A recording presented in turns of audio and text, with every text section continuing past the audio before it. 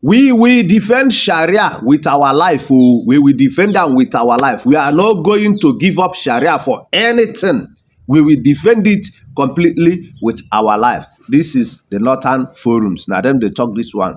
I made a video which I titled "The 7 Impossible Demand of the USA to Nigeria." Some people say everything is possible. Just watch this video now to see that what I said, what I predicted, is just what is happening now, because they don't come out and say they no go fit, they go defend their. In fact, no long talk. Watch the video, watch till the end. All you need to do is to like, comment, and share. Follow my page. Please go and subscribe to my YouTube channel at Vic Decency. I love you guys. Nation. With the benefit of hindsight, this does not come as a surprise. Past American governments had once announced that Nigeria would break by 2015. When that did not happen, after 10 years, they are now taking deliberate steps to make it happen. It seems like the plot they are working on is to instigate a religious crisis in the country by provoking the Muslim population. Recently, the US President Donald Trump made an accusation that there was a Christian genocide going on in Nigeria, even confirming that churches were being burned and Christians killed virtually every day. He then started rolling out conditions to be met by the Nigerian government and sanctions to be considered on government, individuals, and groups. He went on to list Nigeria yet again as a country of special concern. Among the conditions he rolled out was that the Sharia system was to be abolished in the northern states and blasphemy laws be scrapped.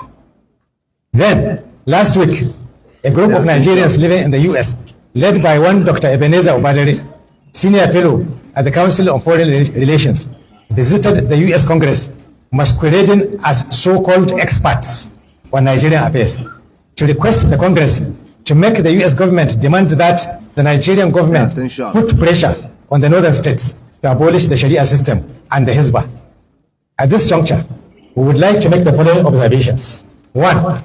Even the British colonialists who conquered our land by force of arms could not altogether get rid of the Sharia system.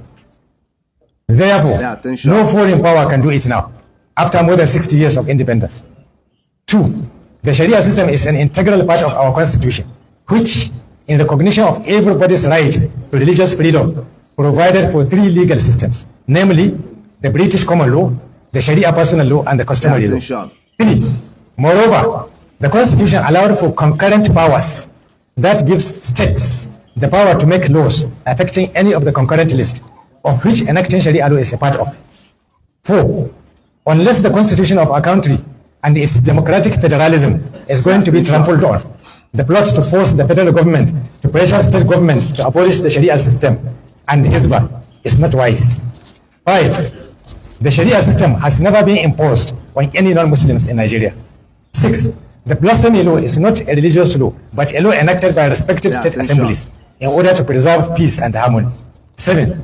The Sharia system has no connection whatsoever with the different types of insecurity issues happening in Nigeria. 8. The Hizbah institution has never engaged in any type of unrest. It is an unarmed organization concerned only with the enforcement of Sharia moral laws within the ambit of the national law. Therefore, on behalf of all the 40 Islamic organizations that form the Zamfara State Muslims League, we hereby state the following. 1. We in Zamfara State are more than 99% Muslims. We were the first to implement the Sharia system in 1999. We want all and sundry to know that we are comfortable with the system and we will never allow it to be tampered with. 2. The request of Dr. Obadere is not based on any expertise, but on biasness and Islamophobia. 3. The US has no business meddling in the international affairs of our country, or act as a custodian of a certain religion, or start a new crusade against Islam, with Nigeria as its first victim. 4.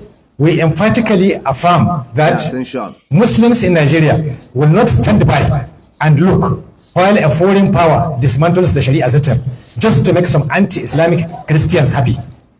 We know that America has been sponsoring Zionist terrorism in Palestine and the genocide of Muslims. We are ready. We are also ready to pay the price the Palestinians are paying if America should decide to come to Nigeria to dismantle Sharia. 5. We are calling on President Bola Tinubu to treat carefully he should remember that he rose to power on the goodwill of Sharia-loving Muslim population of this country.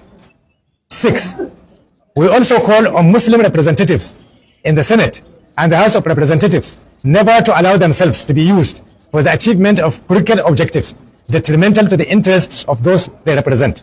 7, we call on our governors and members of the respective houses of assemblies not to relent or give in on this matter. They must stand firm and ensure our freedoms in a sovereign Nigeria. We are also using this medium to appeal to our northern governors, especially the Sharia compliant states, to intensify efforts in protecting, safeguarding, and promoting the Sharia legal system in their respective states. 8, it is time for our traditional rulers to stand up and talk. The labor of our leaders past shall never be in vain. 9, our ulama and imams must stand up and talk. Imams must convey our message of resistance on all pulpits. Sharia implementation is our religious right, which we are entitled to. We will never accept intervention on how to practice our religion from any quarter. 10, finally, we call on all Muslims in Nigeria to be ready to defend our religion and the Sharia system, whatever it takes. Assalamu alaikum wa rahmatullahi wa barakatuh.